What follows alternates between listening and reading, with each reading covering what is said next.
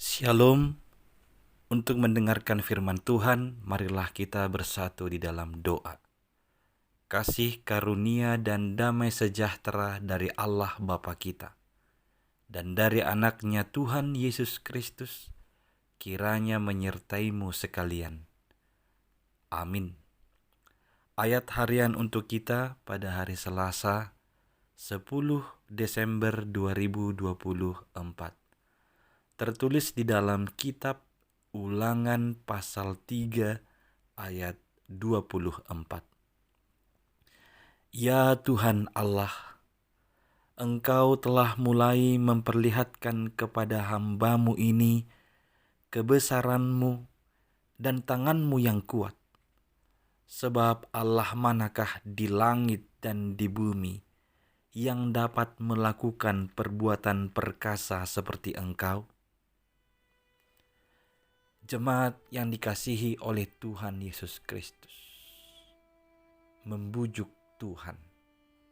Itulah yang diperbuat oleh Musa di dalam pasal 3 ini.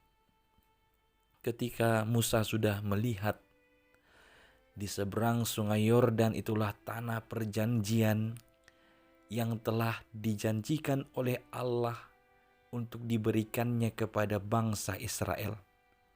Itu sudah ada dekat di depan mata. Tetapi Tuhan berkata supaya Musa tidak ikut masuk ke tanah Kanaan, ke tanah perjanjian itu. Tentulah jikalau kita melihat dari sisi kemanusiaan kita, oh malangnya Musa. 40 tahun lamanya dia membimbing, menuntun semua umat bangsa Israel dalam perjalanan, menjalani perjalanan keluar dari istananya Raja Fir'aun di Mesir, menyeberangi Laut Teberau, menjalani malam yang gelap dan siang yang penuh dengan ancaman di sepanjang padang gurun bersama-sama dengan umat Israel, berjalan memimpin dengan sejuta sungut-sungut yang dia terima dari orang-orang Israel. Tiba saatnya akan memasuki tujuan akhir, yaitu tanah Kanaan. Tiba-tiba Tuhan berkata supaya Musa tidak ikut masuk ke tanah perjanjian itu. Tentu dari semua penglihatan kita itu, kita menyimpulkan alangkah malangnya Musa. Itulah yang boleh kita rasakan ketika dia berdoa kepada Tuhan. Dia membujuk Tuhan. Dan di ayat yang ke-24 ini, dia memberitahu pengakuannya tentang Tuhan Allah, bahwa dia adalah Allah yang maha kuasa dan perkasa. Tidak ada Allah lain di langit dan di bumi yang mengatasi dia. Pengakuan ini sengaja disampaikan oleh Musa. Dia hendak menegaskan bahwa dia sungguh-sungguh percaya kepada Tuhan Allah. Tetapi nanti kalau kita membaca di ayat-ayat selanjutnya di pasal 3 ini, kita akan melihat bahwa Tuhan berkata, sudah Musa, stop membicarakan tentang hal itu.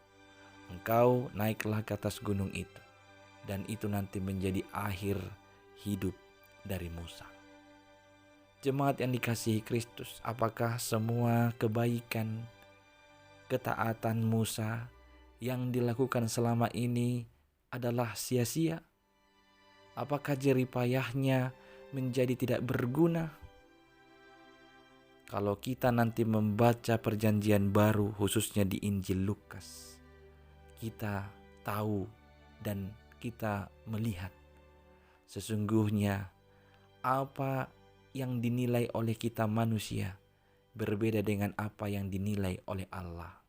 Ketika kita menilai malangnya Musa tidak ikut masuk ke tanah perjanjian, tapi membaca Injil Lukas khususnya pasal 9, ketika Yesus dimuliakan di atas gunung, kita tahu di cerita itu yang dimuliakan di atas gunung bertemu dengan Tuhan Yesus saat itu ada dua orang lain, yaitu Elia dan satu lagi diantaranya adalah Musa.